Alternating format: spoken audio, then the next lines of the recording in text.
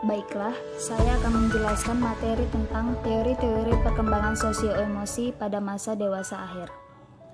Dalam teori Santrop, individu yang memasuki masa dewasa akhir ini akan mulai sadar dengan hidupnya dan mulai mengintrospeksi dirinya. Ada beberapa teori lain yang membahas tentang perkembangan sosio-emosi pada masa dewasa akhir. Yang pertama, teori Erikson. Erik Erikson mengembangkan teori of psychosocial development.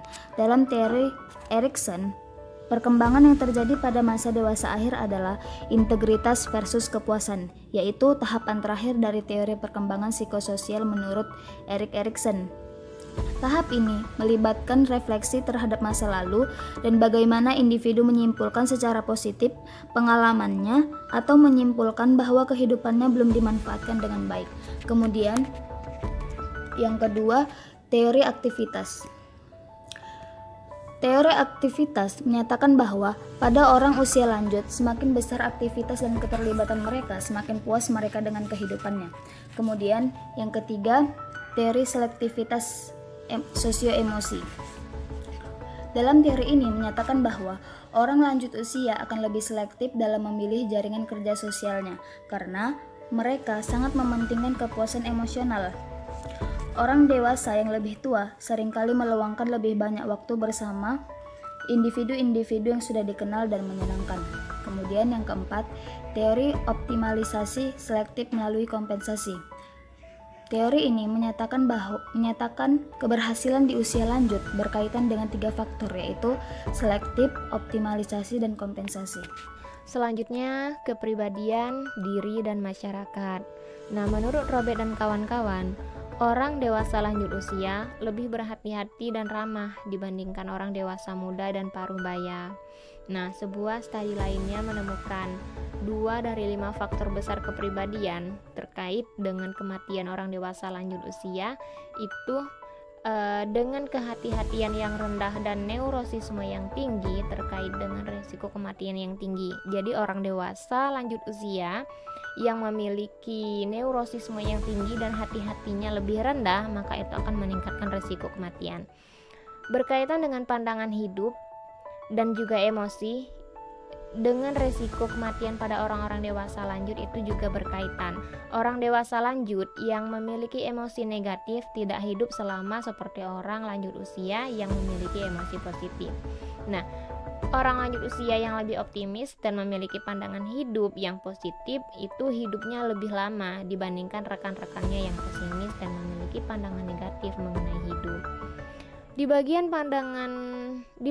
penghargaan diri juga ada sebuah analisis yang mengungkapkan bahwa penghargaan diri menurun di masa dewasa akhir, suatu masa di mana individu mengalami perubahan hidup dan lingkungan sosialnya bersifat drastis. Contohnya misal kematian pasangan, kematian orang-orang terdekatnya, atau kemunduran kualitas fisik.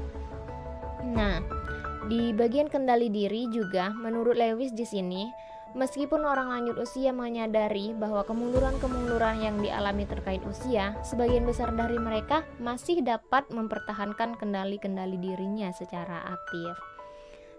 Nah, kemudian orang-orang lanjut usia di masyarakat. Nah, seringkali mereka dianggap tidak mampu berpikir secara jernih, tidak mampu mempelajari hal-hal baru, tidak menikmati seks, dan juga tidak dapat berkontribusi bagi komunitasnya, atau tidak dapat diserahi tanggung jawab dalam bekerja. Nah, orang-orang lanjut usia ini biasanya mendapatkan stereotip negatif dari lingkungannya. Nah, stereotip inilah yang seharusnya dihilangkan untuk meningkatkan kesejahteraan orang-orang dewasa lanjut usia. Baiklah, saya akan menjelaskan tentang relasi keluarga dan sosial. Yang pertama ada keragaman gaya hidup. Sekarang, marilah kita mengeksplorasi beberapa gaya hidup yang berbeda-beda di antara orang-orang lanjut usia, dimulai dari mereka menikah atau memiliki pasangan. Yang pertama ada orang lanjut usia yang menikah. Kebahagiaan pernikahan di usia lanjut juga dipengaruhi oleh kemampuan setiap partner untuk mengatasi konflik-konflik pribadi, termasuk proses menjadi tua, sakit, dan bahkan kematian. Individu yang menikah atau memiliki pasangan di masa dewasa akhir biasanya lebih bahagia dan hidup lebih lama dibandingkan mereka yang hidup sendiri. Selanjutnya ada orang lanjut usia yang bercerai dan menikah kembali. Para peneliti telah menemukan bahwa beberapa orang lanjut usia mengalami tekanan sosial yang negatif terhadap keputusannya untuk menikah kembali. Selanjutnya ada kohabitasi pada orang lanjut usia. Dalam banyak kasus, kohabitasi lebih bersifat kebersamaan dibandingkan cinta. Dalam kasus lainnya, sebagai contoh, apabila seorang pasangan menghadapi kemungkinan biaya perawatan yang mahal, pasangan itu mungkin memutuskan untuk menyisihkan modalnya dan tidak menikah. Selanjutnya ada romantika dan seks pada lansia. Ekspresi seksualitas orang lanjut usia berbeda dari orang muda, khususnya apabila hubungan seksual tidak lagi menjadi hal yang mudah dilakukan. Yang kedua ada orang tua lanjut usia dan anak-anak mereka yang telah dewasa. Sebuah tugas berharga yang dapat diberikan oleh anak-anak yang telah dewasa adalah mengordinasikan dan memonitor layanan-layanan untuk orang tua lanjut usia yang sudah menurun kemampuannya. Selanjutnya ada persahabatan. Ketika memasuki usia lanjut, orang-orang cenderung memilih kawan-kawan dekat dibandingkan kawan-kawan baru. Dan sejauh mereka memiliki beberapa teman dekat dalam jaringannya, mereka merasa puas. Selanjutnya ada dukungan sosial dan integrasi sosial. Orang lanjut usia yang menikah cenderung tidak memerlukan dukungan sosial formal seperti perawatan rumah, panti jompo, layanan makanan, daripada orang lanjut usia yang tidak menikah. Integrasi sosial juga berperan penting dalam kehidupan lansia.